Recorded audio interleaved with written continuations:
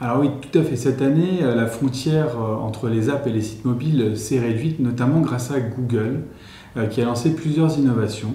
Aujourd'hui, sur les terminaux Android, on est enfin capable d'envoyer des alertes push sur des gens qui sont passés sur un site mobile, alors qu'avant, c'était l'exclusivité des applications.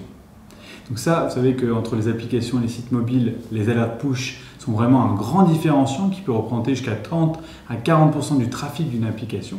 Et donc maintenant, c'est enfin possible sur les sites mobiles. Et la grande nouveauté, c'est que ça débarque également sur les tablettes et le PC et le Mac.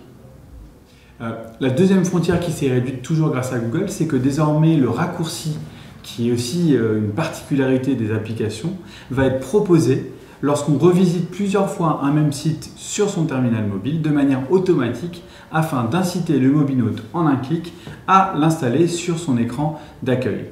De ce fait, même les sites mobiles pourront avoir un raccourci qui sera disponible et on pourra lancer un site mobile en un clic sur les terminaux Android.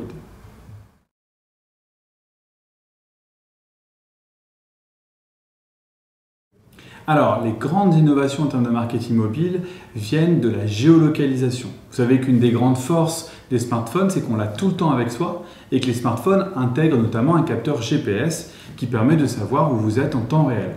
Or, ces fonctionnalités-là intéressent énormément les distributeurs, les grands distributeurs, pour pouvoir, lorsque vous passez à proximité de leur point de vente, vous envoyer des messages pour vous faire rentrer dans le point de vente.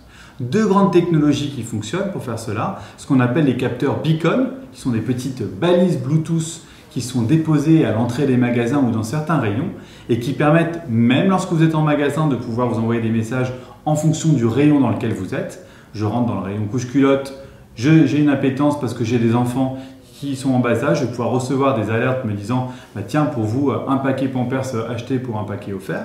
Mais également ce qu'on appelle le geofencing qui permet, lorsque vous êtes en outdoor, en extérieur, de pouvoir vous envoyer des messages ciblés en temps réel en fonction de là où vous êtes sans avoir à déployer aucun capteur physique à aucun endroit.